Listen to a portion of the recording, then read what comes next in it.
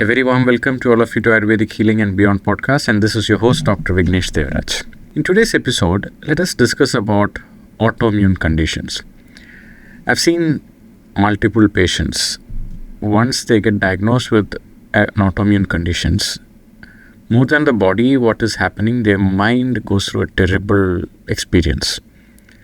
Now, first of all, let's understand and decode the autoimmune condition according to the modern medicine, and then we will look at it from an Ayurvedic perspective. And if you're looking for an Ayurvedic treatment, for example, a Panchakarma therapy, and if you're diagnosed with an autoimmune conditions, let me give you what are the scopes of recovery, to what extent can you expect, and to what are the things that you should not expect. First of all, there is no magic bullet that Ayurveda can reverse it totally. Don't believe in that. But to a great extent, it can minimize the severity to such an extent that a normal life can come back, or we can minimize the severity. That is what we can, and also it is case to case, not everyone. Now, first of all, let's understand what is autoimmune conditions.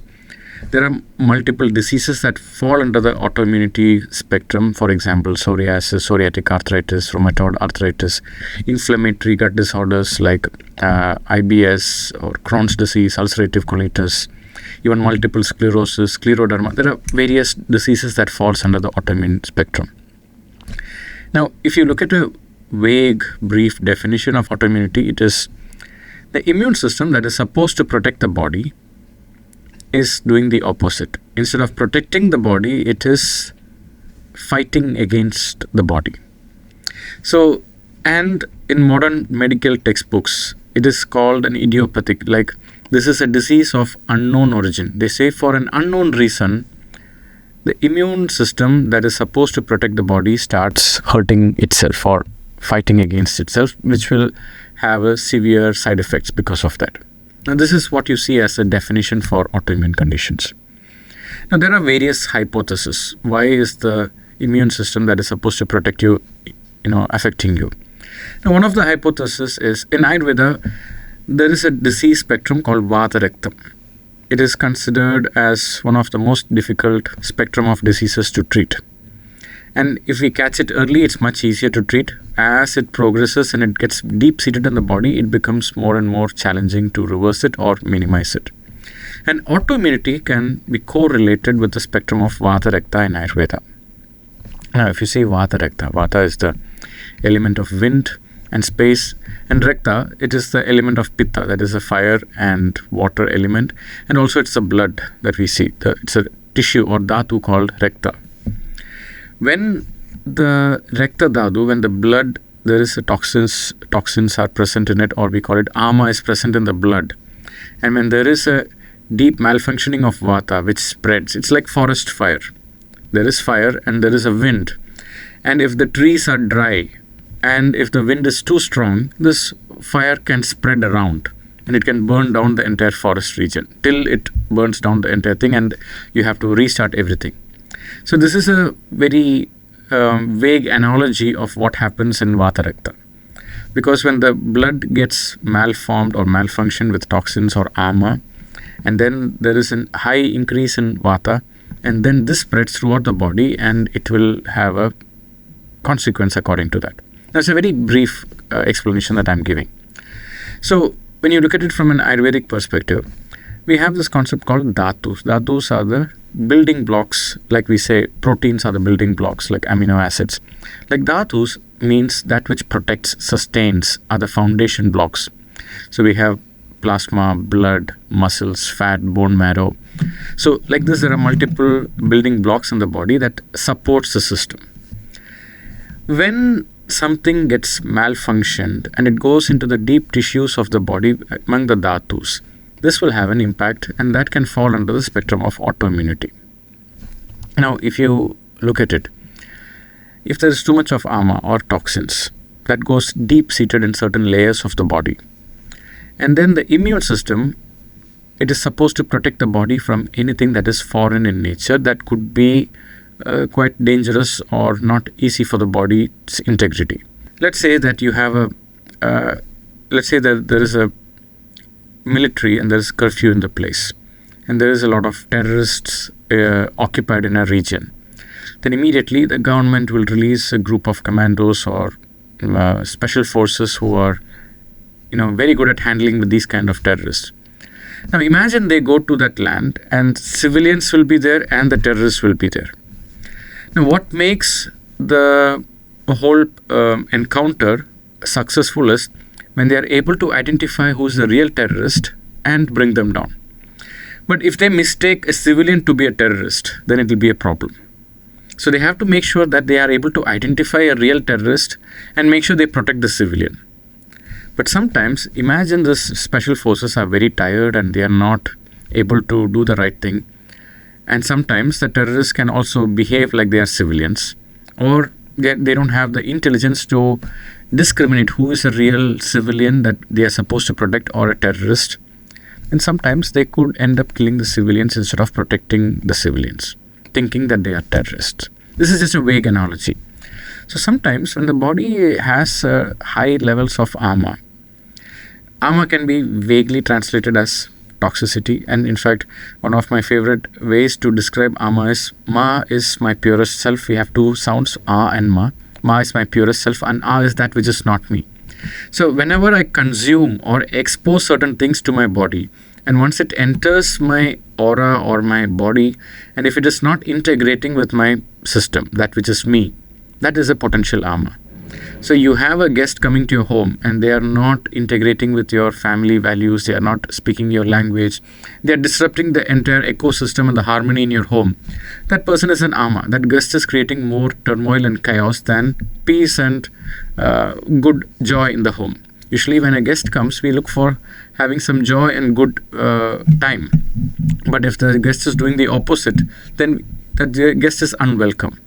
Same way, if I consume certain food or any exposure to certain chemicals depending on your environment, if that goes deep seated in your system and that is not integrating well with your body, then the immune system gets worried. Then it is trying to fight something that is very deep seated. But the fact that it is deep seated, like these terrorists, they infiltrate the entire community and they are living inside the civilian's home, then it's very difficult for the special forces to go and take them down. Maybe there will be some casualties with the civilians too, but to keep it bare minimum and to evacuate and to protect the civilian, that's the highest goal of that encounter job that is happening. So in such a situation, when there is too much of infiltration of the terrorists going inside the community, then it becomes more and more difficult for the special forces to protect them. Same way, when there is too much of toxins in deep seated in different layers of the body, then the immune system mistakes the toxins in the body as something that is foreign in nature. And as a result of fighting against these foreign bodies, it in fact fights against the body itself. Now, this is one hypothesis that we can look at it. Like in Ayurveda, we say when ama is too much, the body is trying to get rid of the ama. And as a part of getting rid of the ama, it is so deep-seated, it deteriorates or depletes the body's tissues. So this is one way to look at it. So in such a situation, what do we do? First, let's understand where did this start. And in fact, many of the autoimmune conditions, I would have seen close to somewhere between 2,500 to 3,000 patients with autoimmune conditions in particular, and then starting from my practice. And also under some of my professors and teachers who taught me, doing internship under them, I've been to one of my teachers who is specialized in treating Parkinson's. Parkinson's is a neurological disorder, and he also treats multiple sclerosis and certain rheumatoid conditions. And during his case taking, he is very particular about understanding what are your food habits in the last few months or years. And he also specializes in asking the question, when did you get first diagnosed? And when you got diagnosed, let's go back 6 months before that. What was your food habits like? And there's this concept called Viruddha Ahara in Ayurveda. Viruddha Ahara is when you try to combine food that are not compatible. It's like, we have waste segregation happening everywhere, like paper waste, dry waste, food waste, electronic waste. So that once the waste segregation is proper, it becomes easier for us to recycle that waste. But if we all put it all together at once, then it's going to be challenging for the waste recycling to happen.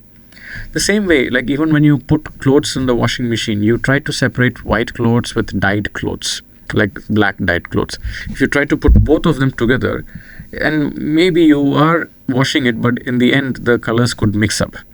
Same way, certain food combinations can create a lot of ama production in the body. Like some of the examples, when you mix milk with certain kind of foods, when you mix milk with some certain fruits, these are some of the examples. Ghee and honey, if you combine it in equal quantity in a very high, these are some of the various examples that are mentioned in Ayurvedic textbooks. But today, you see a lot of people combining milk and meat together. This can create some problems. And especially if the milk is frozen and if they have lactose intolerance, and then if the digestion is weak, and along with that, when they're combining with processed meat together, when they eat a lot, this can also lead to a lot of issues. And if they have gluten intolerance and when they consume a lot of gluten processed breads, this can also lead to a lot of ama. So food combination plays an important role. Identifying which food combination is creating what problems, understanding intolerance levels. So this is one of the contributing factors, because food, in the end, it is the food that goes through different transformations in the body. The food that you're eating, it breaks down the nutrients, enter your bloodstream. The bloodstream takes it to different parts of the body, for muscles, for tissues. So you are actually what you eat. So when the food combination is not right, it can go very deep-seated in your system.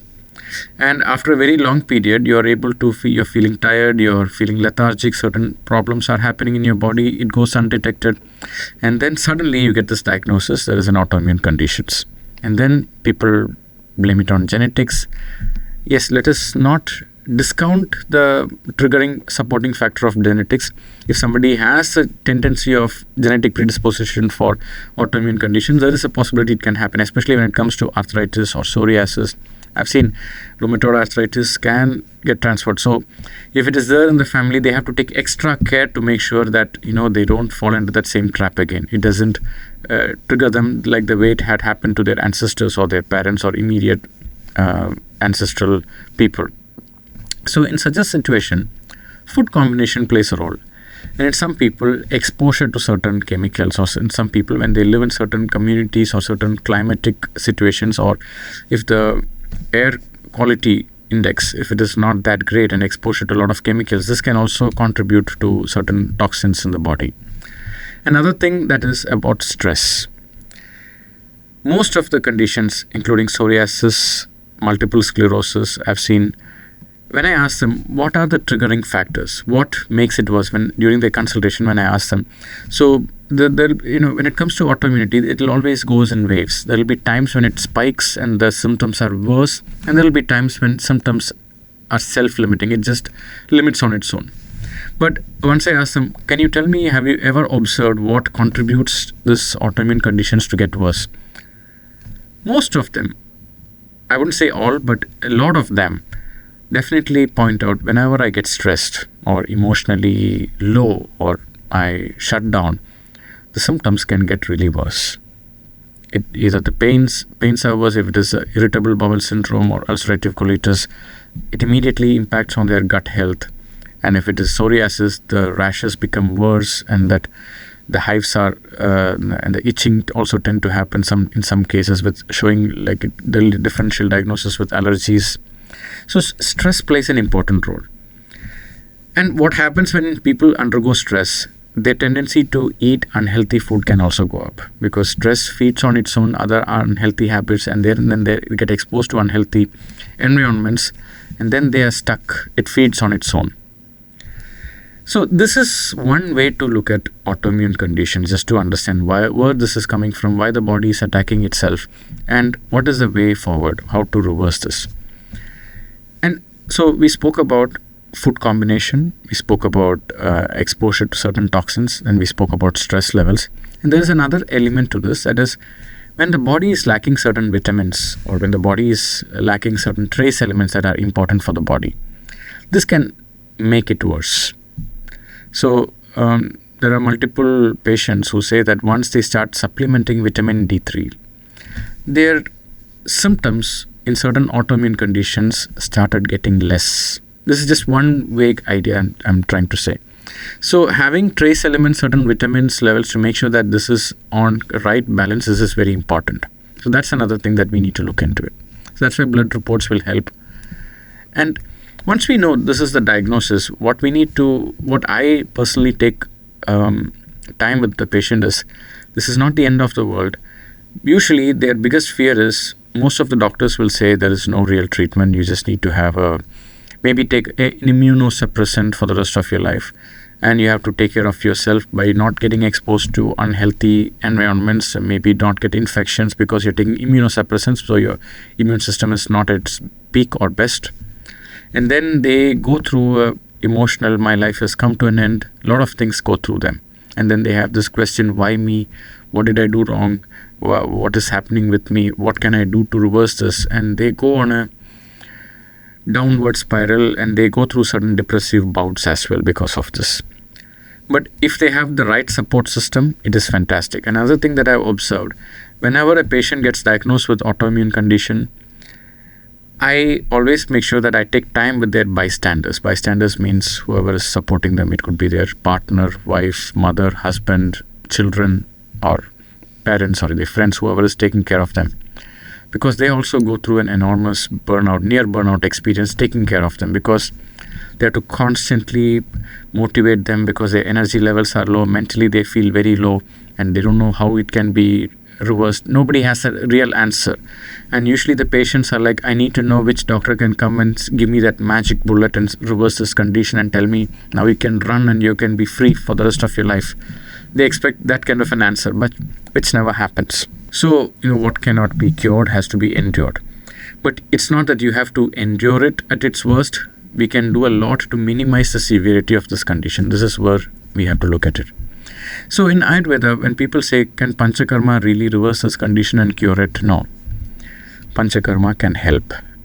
And to a great extent, it can minimize the severity to some extent in some conditions.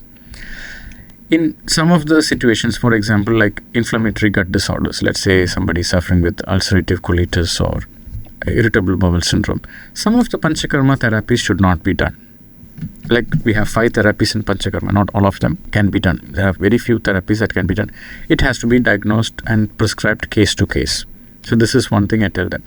And what happens when they go for a good Panchakarma? You see, as I told you, environment plays an important role in contributing to these autoimmune conditions.